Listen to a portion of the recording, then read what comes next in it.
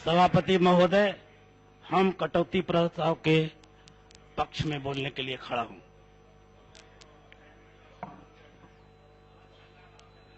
जो बातें रखी गई है बजट में,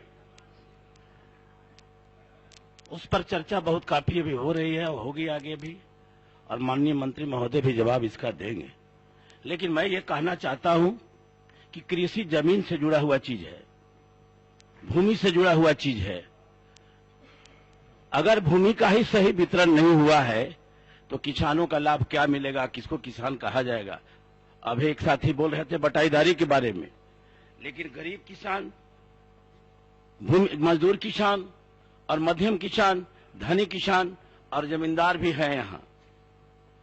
तो हम चाहते हैं कि कुछ खाका जो रखा गया सुशासन और न्याय की सरकार, सबका साथ, सबका विश्वास और सबका विकास, उसका नमूना जो हमारे पास आंकड़ा है, मैं बताना देना चाहता हूं कि किसका किस पर जमीन पर कितना कब्जा है, किनकी संख्या कितनी है, क्या रखा गया है।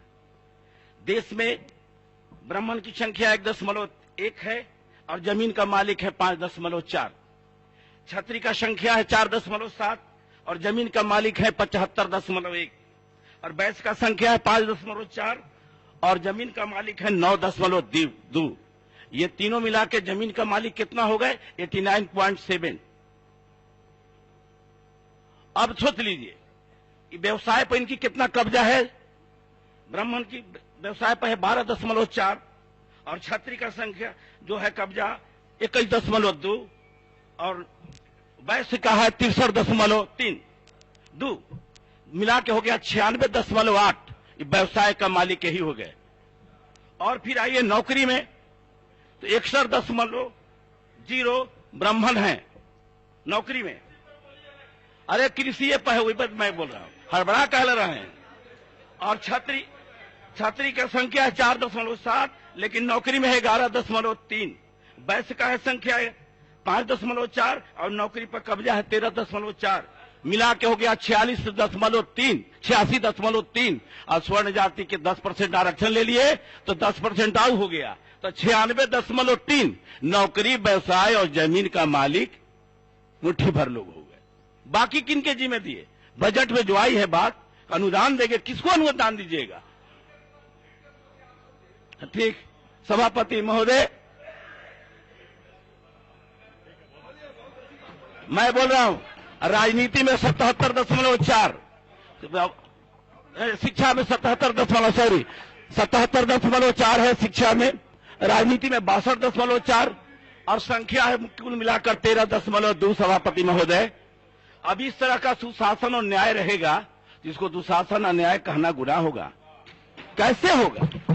और सबका साथ, सबका विश्वास और सबका आप विकास करा देंगे जब ये अन्यायपूर्ण जमीन का ही वितरण है, कैसे होगा? आपने क्रांति को चिकर्जी कर दिया, आपने बहुत चीज किया है। आपने पीली क्रांति किया, आपने नीली क्रांति किया, भूरी क्रांति किया, स्वर्ण फाइबर क्रांति किया, गोल्डन किया, लाल क्रांति किया, चांदी फाइबर किया, श्वेत किया, पीली किया, इंद्रधनुषी किया। इससे क्या किसको लाभ होगा? तो जो भी बजट में आया है वो किसको मिलेगा? किसको मिलेगा? मैं सभापति महोदय एक बात जान लीजिए, अगर इस तरह के न्याय को कहते तो अन्याय किसको कहेंगे? और हमने तो देखा इस पर बजट के किताब पर लिखा हुआ था कि सिद्धांतों के बिना राजनीति, परिश्रम के बिना धन, विवेक के बिना सुख, चरित्र के बिना ज्ञान, नैतिकता के बिना व्यापार और मानवता के बिना विज्ञान और त्याग के बिना पूजा। ये महात्मा गांधी जी ने कहा था। तो इसमें तो लिख देना चाहिए था, बजट तो तैयार किए वित्त मंत्री कि नाथूराम गौडसे के बिना भाजपा, होना चाहिए था, वो भी लिख देना चाहिए था। उनकी हत्या हुई, उनकी बातों को रखी गई है तो हत्यारों को भी रखना चाहिए। मेरा कहने का मकसद है कि अगर यही आपका सामाजिक न्याय है, और मैं समझता हूं हम भी पहाड़ पर रहे हैं और नीचे भी रहे, संघर्ष हम लोग भी किया है, और ललन जी रख रहे थे, माननीय सदस्य ललन जी रख रहे थे। मैं उनसे पूछना चाहता हूं कि इस किस पे के पक्ष में है, और मैं माननीय मंत्री महोदय से जानना चाहता हूं कि जितना अनुदान मिलेगा किनको मिलेगा, कितना %?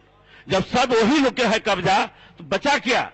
यही कारण है कि इधर लोग ना ताके और सत्ता और प्रशासन पर मेरा कब्जा कायम रहे और ये लोग हमारी गुलामी करते रहे। इसलिए मैं दावे के साथ कहता हूं कि ये बजट 16 आना 10 रुपए के काटने की क्या मैं बता दूं। जो भी पैसा गया है इसमें बजट में आना चाहिए, कितना बजट पास हुआ और कितना इसमें खर्चा हुआ, बचा तो क्यों बच गया, उसका दोषी कौन है, और नीचे गया तो जमीन पर गया कि नहीं, बीच में कौन लूट गया, उसके खिलाफ भी बजट में आनी चाहिए बात। लेकिन ये बात नहीं आती है। बात आती है क्या? हम लोग ईमानदारी से माननीय सदस्यगण, हम तो बहुत दिन से सुन रहे थे, हम बोलते नहीं थे, डरे कि मामला गड़बड़ा जाएगा। अगर यही धर्म है, यही न्याय है, यही सुशासन है, तो हम तो पूछना चाहेंगे कि अन्याय किसको कहेंगे, कुशासन किसको कहेंगे। और अगर यही विषमता मूलक आपका संबंध बंटवारा रहेगा तो सबका साथ, सबका विकास और सबका विश्वास इसी को कहा जाएगा। और बार बार बोला जाता है कि जेल में चले गए, माननीय सदस्य तमाम लोग मौजूद हैं, वही जेल जाने वाले व्यक्ति मुख्यमंत्री बनाने वाले भी हैं, और आज के मुख्यमंत्री बनाया हुआ मिल गया तो आप बोलते हैं कि जेल में। जरा सोच लीजिए तो कलेजे पर हाथ रख के कि अगर नहीं बनाए रहते तो बीजेपी वाले माननीय सदस्य क्या चाहते, मंत्री बनते आज।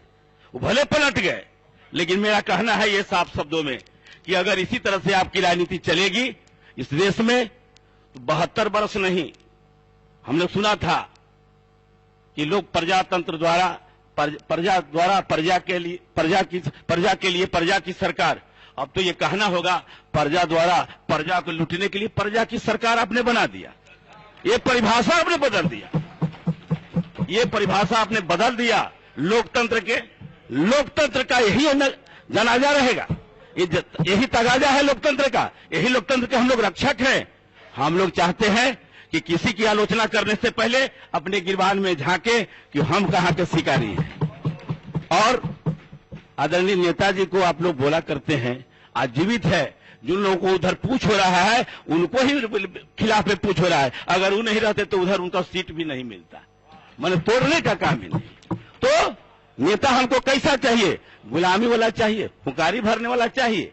माननीय सभापति महोदय, हमको लगता था बोलने में कि हम लोग हिचकते थे कि बोलने में किसी को ये चीज आई बात हम और रखना चाहते हैं। आपने कहा कृषि मनुष्य का सबसे स्वास्थ्यप्रद, सबसे उपयोगी और सबसे नेक रोजगार है, जॉर्ज वाशिंगटन लिखे हैं, आपका सर्वे किताब में लिखा हुआ है। कृषि बिहार जैसी अर्थव्यवस्थाओं के लिए मुख्य सहारा है, जो उनकी खाद्य सुरक्षा, रोजगार और ग्रामीण विकास को सहारा देती है। यह 3/4 से भी अधिक आबादी को सहारा देती है। रोजगार पैदा कराने के अलावा यह उद्योगों के लिए कच्चा माल उपलब्ध कराती है, खाद्य आपूर्ति में वृद्धि करती है और गरीबी निवारण में सहायता करती है। क्या इसी विषमता मूलक बंटवारा जमीन का अब कृषि का रोड मैप बना रहे हैं? आप बनाइए जमीन का वितरण का रोड मैप, तब आपको पता चलेगा कि हम कहां रहेंगे, वो आप कहां रहेंगे। रोड मैप बनाइए, जमीन का वितरण का पहले बनाइए।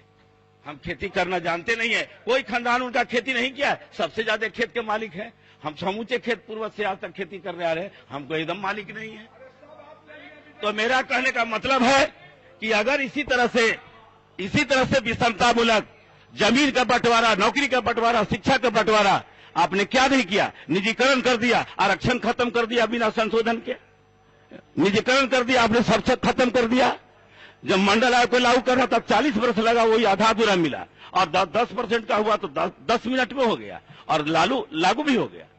तो मेरा कहने का मकसद है कि अगर ये आपकी भंडाफोड़, अगर इसको आपको चुनौती देना है तो दीजिए, हम तैयार हैं। आरएसएस का एजेंडा कुछ और है, अखिल भारतीय ब्राह्मण महासंघ का एजेंडा और है, और बीजेपी का एजेंडा और है। कुल मिलाकर यही है कि हम मुट्ठी भर लोगों के पीढ़ी दर पीढ़ी जो राज करते आए हैं, शासन और प्रशासन और सत्ता पर कब्जा उत्पादन के साधन पर रहे, और तमाम लोग में फूट डालकर आप राज करना चाहते हैं। अगर जिस दिन पर्दा खुल गई, और खुलने वाली ही है, इसलिए सही और गलत का कसौटी व्यवहार होता है। अपना पहचान और इतिहास को हमने मिटाया। आपने नाम कब नहीं बदला? द्रविड़ से कह दिया दास, दास से कह दिया अनार, अनार से कह दिया दानव, दानव से कह दिया असुर, असुर से कह दिया अवर्ण। कितना नाम बदले हैं? आप बदलिए, नाम बदलना ही चाहते हैं तो बदलिए। हिंदू शब्द नहीं था कभी, कोई किताब में आपने नहीं लिखा है। अगर लिखा है तो फारसी शब्द में है, किताब में आपका धार्मिक में नहीं है, वो भी नाम बदल दीजिए कि हम हिंदी संस्कृत में क्या कहेंगे, वो भी नहीं नाम अपना नाम बदला यार। फिर देव, फिर सूर, फिर सवर्ण, सवर्ण में 3 पाठ कर दिए, वह ब्राह्मण क्षत्रिय वैश्य, और तीनों शक्ति ले लिए। ब्राह्मण को दे दिए मठ के गति, बौद्धिक शक्ति ले लिया, राजगति क्षत्रिय को दिया, राजनीतिक शक्ति ले दिया, और वैश्य को दे दिया सेठ की गति, और धन की शक्ति ले लिया, दौलत के ले लिया। हम लोग के क्या बचा, हमको शूद्र के रूप में बांटा तो सेवा के गति दिया कि हमको सेवा करके जीवित रहो, और इसी को बात कहते हैं। मनुस्मृति में लिख दिया कि सारा संसार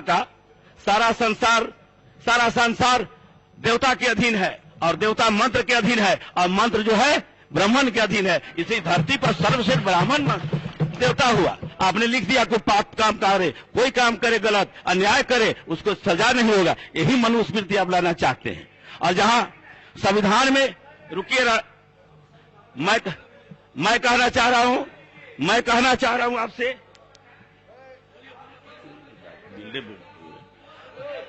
मैं कह रहा हूं सभापति महोदय, अगर इस तरह से सबका कब्जा आप ले लेंगे आज, तो मैं कहना चाह रहा हूं आपसे सभापति महोदय आपके माध्यम से कि ये बजट जो आया है सिर्फ मुट्ठी भर लोगों का फायदा के लिए आया है, बाकी लोगों को नुकसान में आया है। और मैं समझता हूं कि 10 रुपया इसको काट के प्रस्ताव को पास किया जाए, और नहीं तो जो फिर अन्याय हुआ है अभी तक जारी रहेगा, और इसको बदला जाए। अब राजनीति बदलने वाली है तो करवट लेने वाली भी, ये बड़ा मेरा कहना है। हमने एक और चीज आप लोगों को कह देना चाहते हैं, मैं सभापति महोदय, हम बड़ी गौर से पढ़ रहे थे और सुन भी रहे थे, और जन गण मन अधिनायक जय भारत विजय राष्ट्रीय गान को भी हमने सुना भी है। मैं पूछना चाहता हूं कि पंजाब जर के स्वागत गान गीत को ये क्यों रखा गया राष्ट्रीय गान में, क्यों रखा गया राष्ट्रीय गान में? तो मैं कहा, अगर प्रथम गवर्नर भी बने तो यहाँ के लॉर्ड माउंटबेटन बने आजाद भारत का, वो चले गए, हम आपके आज तक गुलाम रह गए। और यही चाहते हैं कि लोकतंत्र में भी हमारा वोट कम है, तो कैसे वोट मेरे पास आओ, आपस में लड़ा दो और हम ले लें। आपने क्या किया, हमारे साथ क्या किया है? हमारे पूर्वजों को पैर में झाड़ू बांधने का काम किया, गले में टहरी बांधने का काम किया, और पुष्पमित्र सुंग ऐसा आदमी 60,000 बौद्धिस्टों को कत्लेआम किया जो सत्य हिंसा के नारा चलने वाले थे। जब महात्मा गांधी सत्य हिंसा के नारा पर आजादी लेने का काम किया, आप उनको हत्या कर दिया, कैसे बात है? और आज आप लिखते हैं इसके बिना ये नहीं, आपका सिद्धांत यही है। अगर ये सिद्धांत है तो हम आप लोगों से कहना चाहेंगे सभापति महोदय आपके माध्यम से, ये लोकतंत्र में जब सब हम भ्रष्ट हो जाएंगे तो बचेगा कौन? विधायिका, कार्यपालिका, न्यायपालिका और मीडिया भी। तो क्या होगा?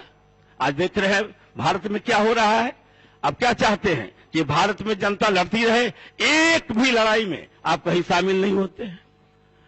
हम महसूस करते हैं इस बात को।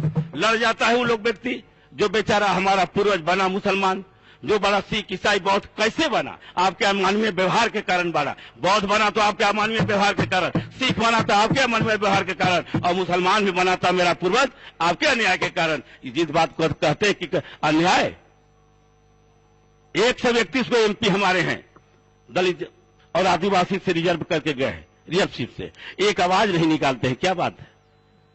कोई मंदिर में मुख्यमंत्री चले जाते हैं तो आप उनको धोना शुरू कर देते हैं।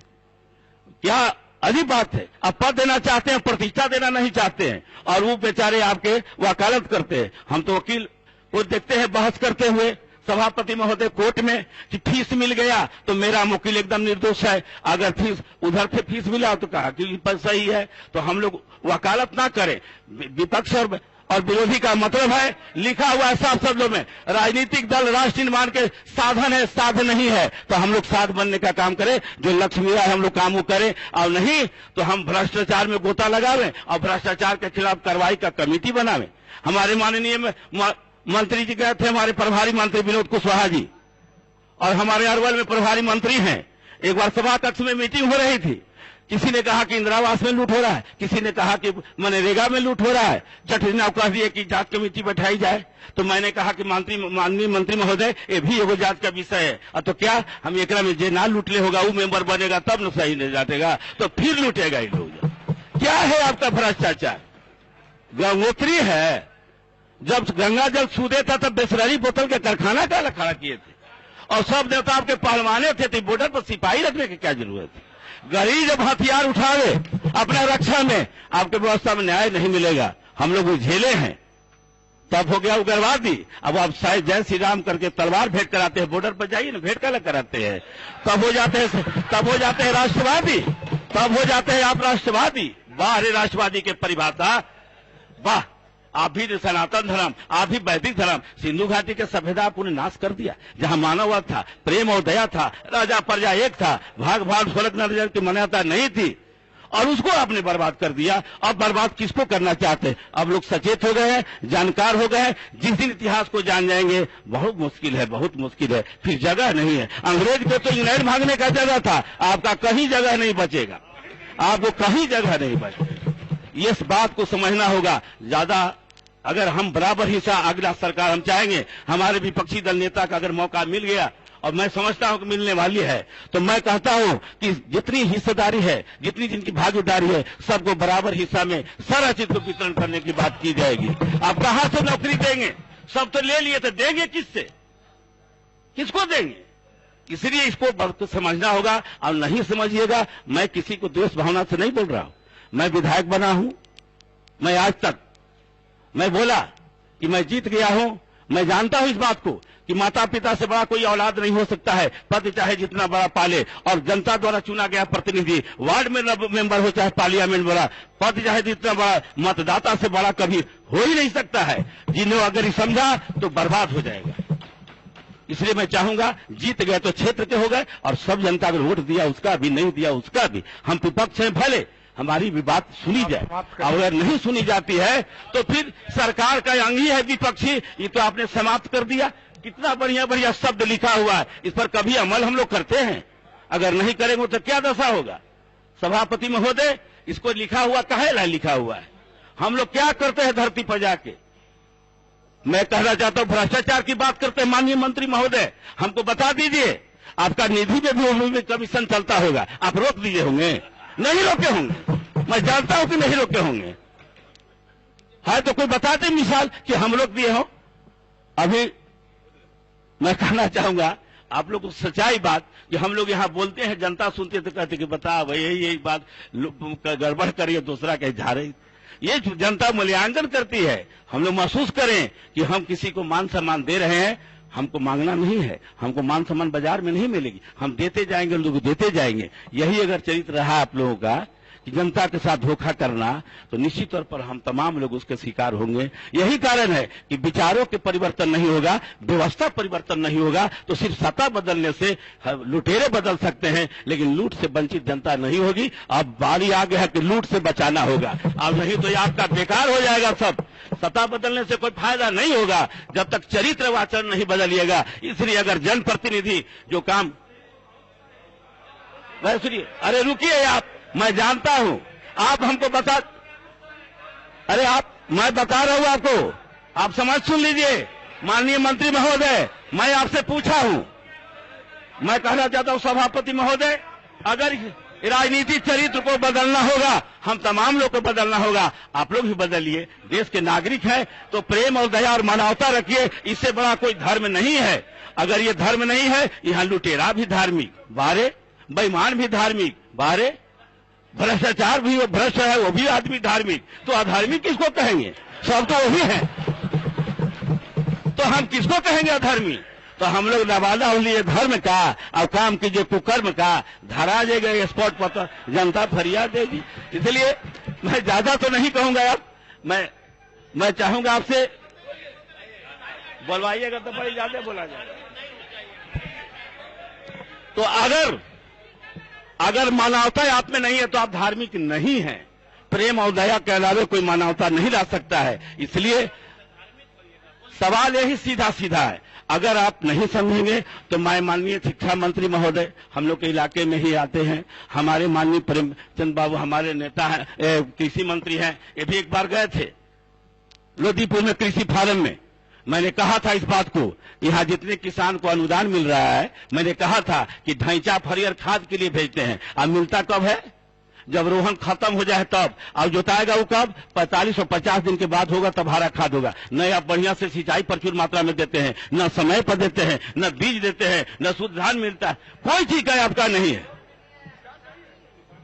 नहीं है किसान। तो जहां भी है, तो मेरा कहने का मतलब है कि धागा लपेटने से, टीका करने से, घंटी बजाने से कोई धार्मिक नहीं बनेगा। बदलना है तो अपने गिरबान में झांकिए कि हम मानव है कि तब मानवता है कि नहीं, नैतिकता है कि नहीं। ये काहे लिए लिखे थे इतना? गांधी जी ने ये कहा था, आप यही काम कर रहे हैं ना? इसमें गांधी जी ने जो कहा था, यही बात कहा था, तो आप यही कर रहे हैं। सचमुच में इसको किताब पर पढ़ के देखिए, यहाँ भी लिखा हुआ है, अंदर भी लिखा हुआ है। हम लोग करते क्या है? लिखल के विपरीत अगर चलेंगे तो कितना दिन आचरण से। मैट्रिक क्लास नहीं, एमएससी फर्स्ट डिवीजन से पास कीजिए, टॉप क्लास से पास कीजिए, लेकिन विचार आचार का कैरेक्टर सर्टिफिकेट खराब हो जाएगा तो सब सर्टिफिकेट बेकार हो जाएगा। झूठ बोलना, मैं तो कहा था एक दिन, ईश्वर के सब लेके ओथ लेते हैं, अगर ईश्वर होते तो पार्लियामेंट विधानसभा कभी भूकंप आ जाना चाहिए था। वो क्रिया खा के लूट जारी है, कैसे होगा? कौन सा हम जानते हैं? माने ईश्वर का क्रिया खाते हैं और डरते नहीं है। सब कहते हैं कि सब में ईश्वर वास करते हैं। हम कहा कि रेप किया उसमें भी ईश्वर, और जिसके साथ लड़की जो रेप हुआ उसमें भगवान। भगवान का रेप कर करता है वो? क्या मामला है? बाहर देश, बाहर धर्म, पवनिया के मजदूरी न मिले, नचनिया के छूट। हमारे अजीब बात है, हम न्यायाधीश के पद पर बैठे, बेटा के दहेज लें और बेटी के दे, और दहेज विरोधी केस का फैसला भी देखे। बाहर देश ऐसा होगा तो क्या होगा? हम माननीय विधायक शपथ लिए थे, दारू नहीं पिएंगे, ना पीने देंगे। आप पी के एकदम मस्त होकर कह रहे हैं, तो क्या कीजिएगा? कीजिए ना कार्रवाई, कहां कीजिएगा? वो गरीब मुसहर भुइया के यहाँ जिसे जीता भी है, उसके पास जीने का दूसरा साधन भी नहीं था, और वो ये जीने का काम को उसको जेल में बंद करते हैं, और जो पूरा स्टोर करते हैं तो वहां हिसाब किताब कितना चल रहा है मैं बताऊं, आप जान लीजिए। इसीलिए मैं कहना चाहता हूं कि ईमानदारी से बदलिए, और नहीं तो जनता पढ़ रही है, जनता आप मार्क्स किताब नहीं पढ़ेगी, जनता आपके किताब नहीं पढ़ेगी, आपके व्यवहार से जानेगी, बोलता है तो करता है कि नहीं। आप बोलिए, कीजिए, झूठ मत बोलिए। इसलिए मैं चाहूंगा जनता के कसौटी पर खड़े नहीं उतरिएगा। बात वही सही है जो न्याय संगत हो, तर्क संगत हो और व्यवहारिक हो। अगर इससे बाहर होइएगा वो सब बात गलत हो जाएगी। इसलिए बजट जो है, मैं चाहूंगा कि बजट में आ जाए कि जमीन का भी वितरण, भूमि सुधार करके उसको समान रूप से वितरण किया जाए, और नहीं तो उनको मालिक बना दिया जाए। जो जोत के करते हैं उनको खाली बनिहार मजदूर नहीं रखा जाए। हम भी खेती करते हैं, जब आपदा आती है तो रसीद नहीं दे पाता है वो आदमी, तो पैसा वो ले लेता है जो पहले कटकेना पर दिया हुआ था, वो बेचारा वंचित हो जाता है। क्या कीजिएगा उसको? अब मजदूर है, किसान है काम, लेकिन मजदूर है। गरीब किसान अपनों खेती करता है, कुछ आपसे भी लेता है, उनसे भी जो जिनके पास अधिक खेती है। ईमानदारी रखिए, और नहीं तो मैं समझता हूं कि अब धीरे धीरे 72 वर्ष बात हो गई कि लोकतंत्र में अब तक कोई परिवर्तन नहीं है। भूखे जो लोग रह रहे हैं रोड पर, घर बिना। आप कह रहे हैं अहरा पर कब्जा कर लिया है, जिनको बहुत बढ़िया बढ़िया जमीन कब्जा है, उनको हटाने में आपको माने हालत खराब हो जा रहा है, और गरीब को कह रहे हैं और बिना व्यवस्था किए हुए हटाने का काम कर रहे हैं। बड़ी बहादुरी करते हैं। और मैं आपको दावे के साथ कहता हूं, बहुत कुछ लोग कहते थे कि नक्सली तो समाप्त हो जाता सरकार अगर चाहती, पुलिस का। हमने कि अगर वो चाहती तो शोषण भी खत्म हो जाए, नक्सली पैदा नहीं होते। तो चाहना है तो कीजिए, अगर रोकना है तो इसे कीजिए। मैं अभी भी कह रहा हूं, आधुनिक हथियार की जरूरत नहीं है, आधुनिक विचार की जरूरत है। अगर विचार आपने नहीं लाया तो निश्चित रूप से हथियार से कब्जा करने का मनसा तोड़ दीजिए।